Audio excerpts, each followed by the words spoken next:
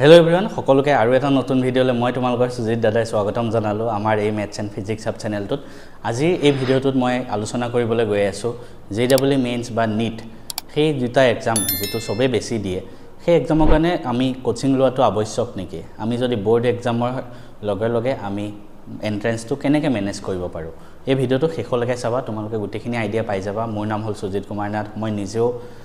boardot eta bhal percentage paisilo hs ot 2017 or 94% tar upor mo first attempt ot without any coaching moi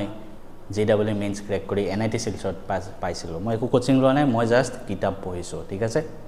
to tumalkor to bahut resource ase tumalke keneke first attempt ote pabo para karon etia swa kotha to hol ajikali coaching to eta trend hoy gol and business ot porinoto hol to tumalke prottekjon manhore beleg opinion আজিকালি YouTube মানুহৰ ওচৰত উপলব্ধ আছে মই এটা কথা কলো তাৰ অপোজিট এটা কথা কলে তো সবে নিজৰ ইউটিউব চেনেল খুলি যিকোনো জ্ঞান দিব পাৰে আহি তো মই তোমালোকক প্ৰ্যাকটিক্যালি কিছুমান কথা কম যিখিনি তোমালোকে এপ্লাই কৰি বোৰ্ড এক্সামত ভাল পাৰ্সেন্টেজ এটা লোৱাৰ উপৰি এন্ট্ৰেন্সটো মেনেজ কৰি থাকিব পাৰা মানে ফাৰ্স্ট এটেম্পটত পাবৰ কাৰণে তুমি বোৰ্ডতো পঢ়িব পাৰা আৰু এন্ট্ৰেন্সটো কেনেকৈ দুইটা একেলগে মেনেজ কৰিম এই ভিডিঅটোত আমি এইখিনি ডিসকাস কৰো আহা এই ভিডিওটো 11 আৰু 12 দুইটা শ্ৰেণীৰ ষ্টুডেন্টে চাব পাৰিবা পোন প্ৰথমে ক্লাস 12 ৰ পৰা আৰম্ভ কৰিছো ক্লাস 12 ত ধৰা ক্লাস 11 ৰ পৰা আৰম্ভ কৰিছো ওকে বিগিনিং ৰ পৰা আৰম্ভ কৰিছো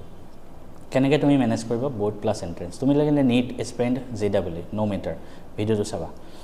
ফাৰ্স্ট অফ অল 11 ত বোৰ্ডৰ প্ৰেছাৰটো অলপ কম থাকে তো 11 ত আমি কি কৰিম ক্লাস 11 ৰ এনেকুৱা এটা বস্তু যত তুমি অসমীয়া ইংলিশ ইমান বেছি গুৰুত্ব নিদিবা Assamese English বা alternative English জি আছে লিটাৰেচাৰ সাবজেক্ট কেটা গুৰুত্ব নিদিবাই ঠিক আছে একেটা পৰীক্ষাৰ যেতিয়া বোৰ্ড এক্সাম আহিব তেতিয়া এসপ্তাহ আগত পঢ়িলো হৈ যাব আৰু ক্লাছত তোমালোকৰ ইউনিট টেষ্ট কিবা টেষ্ট হৈ থাকে হাফ ইয়াৰলি পৰীক্ষাৰ আগত দিনা পঢ়ি লবা হৈ লব মেটাৰ নকৰে মাৰ্কস কিমান পাইছা আলটিমেটলি 11 ৰ মাৰ্কস তোমাক কোনেও নুখুধে তুমি এনআইটিত যেতিয়া সিট পাবা মেডিকেলত যেতিয়া সিট পাবা সবে তোমাক খুদিব আহি তো ফাৰ্স্ট অফ অল তোমালোকে এটা কথা মাইন্ডত ৰাখি লোৱা এই যিখিনি সময় তোমালোকে পঢ়িবা যিখিনি সময় ডেডিকেট কৰিবা 100% ডেডিকেট কৰা বহুতে খুদিবা মোটিভেশন কি মোটিভেশন এইটোৱে যেদিনা তুমি ফাৰ্স্ট এটেম্পটত এনআইটি সিলচৰ সিট পাবা তোমাৰ কলেজৰ প্ৰসপেক্টাস থাকে আজিকালি জুনিয়ৰ কলেজত তাত তোমাৰ নাম আহিব ঠিক আছে ফাৰ্স্ট এটেম্পটত সিট পালে আজি তুমি সোশ্যাল মিডিয়া ইউজ কৰি আছা টাইম ওয়েষ্ট কৰি আছা তুমি এনেকুৱাকে ভাবা আমি 2 বছৰ সোশ্যাল মিডিয়া আনইনষ্টল কৰি থৈ দিও আমি যেতিয়া এনআইটিত যাম তাত ধুনিয়াকে ক্যাম্পাসত মজাকে আমি ফটো পোস্ট কৰিম এনআইটিত বহুত ফেষ্টিভেল হয় মেডিকেলতো হয় তো তুমি তাত ধুনিয়াকে সেলিব্ৰিটি লগত ফটো পোস্ট কৰিবা ইনষ্টাগ্ৰামত আহি হেতু ভাবা তো হেতু কাৰণে আমি কষ্ট কৰিব লাগিব এটা কি কৰিম চোৱা বোৰ্ডত ক্লাস 11 ত বোৰ্ড এক্সামৰ কাৰণে ইমান গুৰুত্ব দিব নালাগে তোমাৰ ওচৰত ৰেফাৰেন্স বুক থাকিব তুমি একদম নৰমাল ষ্টুডেন্ট এজন হিচাপে মকলো তুমি কলেজ গলা ক্লাস কৰিলা সন্ধিয়া আহিলা 4টা বজাত ধৰিলো 4টা বজাত ধৰা ৰুম আহি পাই গলা কোচিং ইমান গুৰুত্ব নিদিবা কোচিং নলোৱাটোৱে ভাল মই নিজেও লোৱা নাই মই প্ৰিফাৰ নকৰো আহিলা আহি তুমি কিতাপ কেখনমান গুটাই লোৱা এটা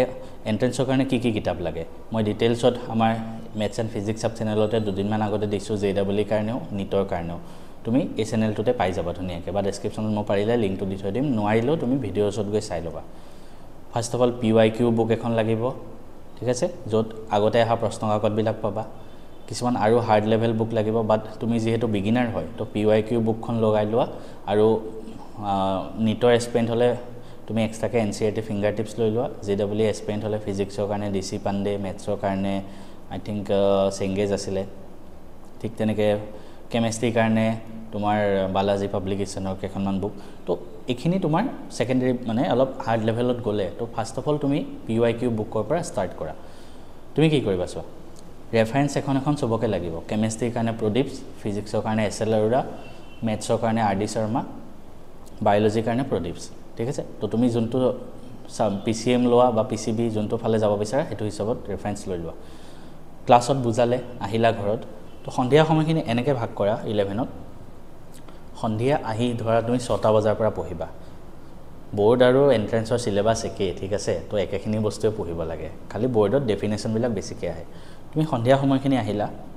ৰেফাৰেন্স বুকখন উলিয়ালা ঠিক আছে ৰেফাৰেন্স বুকখন উলিয়ালা তাত ডেফিনেশন কিবা কিবি ঢেৰ লিখা আছে হেবিলাক লিখি থাকিব দৰকাৰ নাই ডেৰিভেশন আছে হেবিলাক লিখি থাকিব দৰকাৰ নাই এখন সৰু বহি বনোৱা তাৰপৰে যিখিনি তোমাৰ ইম্পৰ্টেন্ট পইণ্ট পালা ফিজিক্সৰ কেমিষ্ট্ৰি বা ম্যাথছৰ যিখিনি ইম্পৰ্টেণ্ট পইণ্টছ পালা যিখিনি তোমাক এণ্ট্ৰেঞ্চৰ কুৱেশ্যন ছল্ভ কৰোঁতে ইউজফুল হ'ব বুলি ভাবা তুমি নিজে গম পাই যাব এটা চেপ্টাৰ উলিয়ালা ধৰা ফিজিক্সৰ মোশ্যন ইন ওৱান ডাইমেনশ্যন পঢ়িলা যি ইম্পৰ্টেণ্ট পইণ্টছ পালা এখন বহীত নোট কৰিলা তাৰপিছত ৰেফাৰেঞ্চ বুকখনত কিছুমান নিউমাৰিকেল পাবা সেই নিউমাৰিকেলবিলাক তুমি কৰিব চেষ্টা কৰা সেই নিউমাৰিকেলখিনি তুমি কৰিব চেষ্টা কৰা তাত তুমি ধুনীয়াকৈ কৰিলা ঠিক আছে ফিজিক্সৰ এনচিইআৰটিৰ পৰা নপঢ়িবা ৰেফাৰেঞ্চৰ পৰা পঢ়িবা সদায় ফিজিক্সৰ এনচিইআৰটিত বুজিব টান হয় তো তেনেকৈ তুমি পইণ্টছখিনি লিখিলা আৰু ৰেফাৰেঞ্চৰ কিছুমান নিউমাৰিকেল ছল্ভ কৰিলা হৈ গ'ল এটা চেপ্টাৰ অলপমান কৰিলা যিমান পাৰা ৰাতি ধৰা 6টাৰ পৰা 9টালৈকে 3 ঘণ্টা দিয়া হেতুত ধুনীয়াকৈ কৰিলা 9টালৈকে 3 ঘণ্টাত বৰ্ডৰ কাৰণে ঠিক আছে এদিন ধৰা ফিজিক্সৰ কৰিলা কেমেষ্ট্ৰি কেনেকৈ কৰিবা কেমেষ্ট্ৰি এনচিইআৰটি পঢ়া তাৰপিছত এনচিইআৰটিত যিখিনি টপিক আছে সেই টপিকখিনি তুমি ৰেফাৰেঞ্চ বুকত চোৱা তাত আৰু কিছুমান এক্সট্ৰা পইণ্ট পাবা নেকি এনচিইআৰটি টপিকখিনিও লিখা বহীত পইণ্টবিলাক ৰেফাৰেঞ্চ বুকৰ তাতকৈ আৰু অকণমান এক্সট্ৰা টপিক পোৱা যদি সেইখিনিও লিখিলা তাৰপিছত কুৱেশ্যন ছল্ভ কৰিলা ৰেফাৰেঞ্চ বুকৰ পৰা ঠিক আছে এনচিইআৰটি কুৱেশ্যন নালাগে এনচিইআৰটি কুৱেশ্যন মই কৰিব দিয়া নাই বৰ্ড এক্সামত বেছি ইম্পৰ্টেণ্ট হ'ল মেথছৰ কাৰণে তুমি এনচিইআৰটিখন পঢ়িলা এনচিইআৰটি নপঢ়ি ডাইৰেক্ট আৰ ডি শৰ্মাৰ পৰা প্ৰেক্টিছ কৰিব পাৰা মেথছৰ কাৰণে আৰ ডি শৰ্মাত যাব পাৰা বাট যদি কোনোবা বায়'লজি ষ্টুডেণ্ট আছে মানে ডক্টৰ পঢ়িব বিচাৰে সিহঁতে বৰ্ডৰ কাৰণে এনচিইআৰটি পঢ়ি থাকিলে হ'ল বায়'লজিৰ কাৰণে এনচিইআৰটি পঢ়িলা এনচিইআৰটিৰ পৰা যিমান ইম্পৰ্টেণ্ট পইণ্ট পাই লিখি ৰাখিলা আৰু অকণমান এডভান্সৰ কাৰণে প্ৰডিউচখন পঢ়ি ল'লা ধৰা ঠিক আছে তো তেনেকৈ তুমি নোটছ বনালা ইম্পৰ্টেণ্ট পইণ্টছবিলাক গোটেইগাল লিখি থাকিব নালাগে ডেৰাইভেশ্যন লিখি থাকিব নালাগে ফৰ্মুলা টাইপ লিখি যোৱা ৰাতি যেতিয়া 9টা বজাত ধৰা ডিনাৰ কৰিলা 10টা বজাৰ পৰা 12টালৈকে আৰু 2 ঘণ্টাৰ এটা ছেশ্যন লোৱা সেই 2 ঘণ্টাত তুমি কি কৰিবা 6টাৰ পৰা 9টালৈকে তুমি যিখিনি পঢ়িলা সেইখিনি তুমি ৰাতি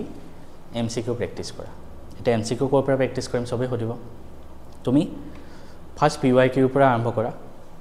তাত টপিক ৱাইজ থাকে ধুনীয়াকৈ চেপ্টাৰ ৱাইজ টপিক ৱাইজ থাকে তুমি ফিজিক্সৰ অলপমান পঢ়িলা ধৰা যিখিনি পঢ়িলা সেই তাৰ পৰা সেই PYQখিনি প্ৰেক্টিছ কৰা অলপ ঠিক আছে কেমেষ্ট্ৰি তেনেকৈ কৰা বায়'লজি কৰা মেথছৰ কৰা কোনোবা যদি ইঞ্জিনিয়াৰিঙৰ আছা তো তেনেকৈ প্ৰেক্টিছ কৰি গৈ থাকা তোমাৰ এদিনত প্ৰেক্টিছ কৰি কেতিয়াও নহয় তো তুমি কি কৰিবা চোৱা মই এটা আইডিয়া দিছোঁ ফিজিক্সৰ এটা চেপ্টাৰ ধৰা কমপ্লিট কৰোঁতে তোমাৰ 5 দিন লাগি গ'ল টাইম লাগিব কোনো কথা নাই বা 3 দিন লাগি গ'ল তো 3 দিন তুমি সন্ধিয়া সেই চেপ্টাৰটো আধা পঢ়ি ৰাতি সেই স্পেচিয়েল টপিকটো তুমি MCQ প্ৰেক্টিছ কৰিলা আৰু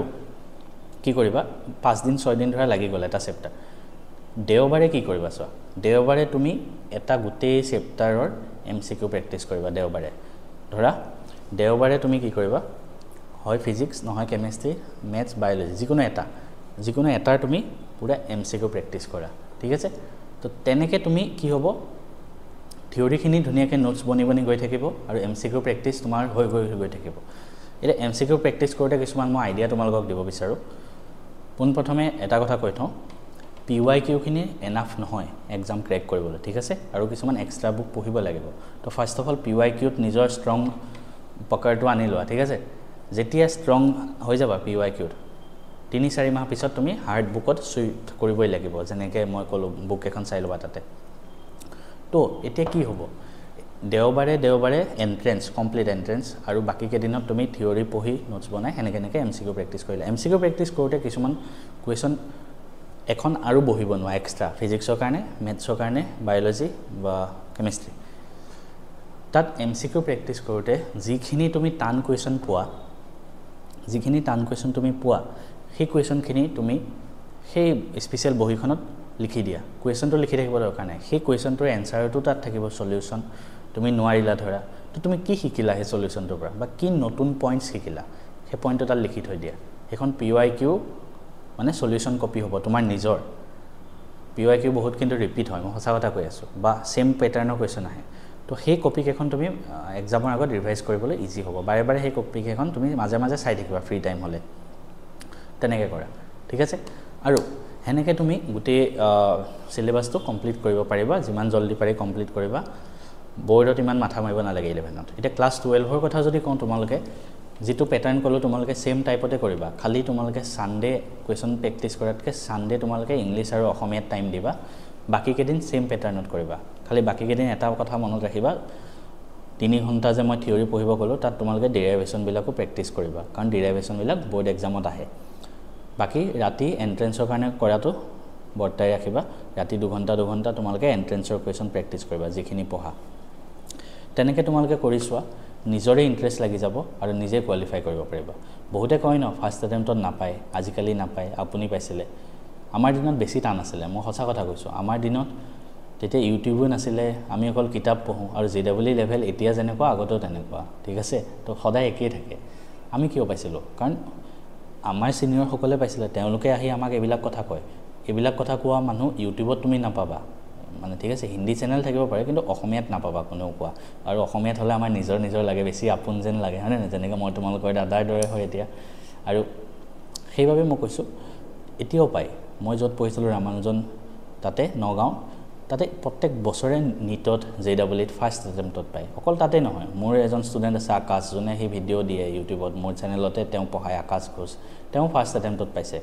তোমালোকেও পাবা তোমালোকৰ দৰে মানুহে পাই আছে তো কেতিয়াও ডিমোটিভেট নহবা যিকোনো মানুহৰ কথা শুনি যে ফাৰ্ষ্ট এটেম্পটত আজিকালি নাপায় কষ্ট কৰা তোমালোকেও পাবা এনি গাইডেন্স মোক কমেণ্ট কৰিবা মই সেইটোৰ ওপৰতো ভিডিঅ' বনাবলৈ সাজু আছোঁ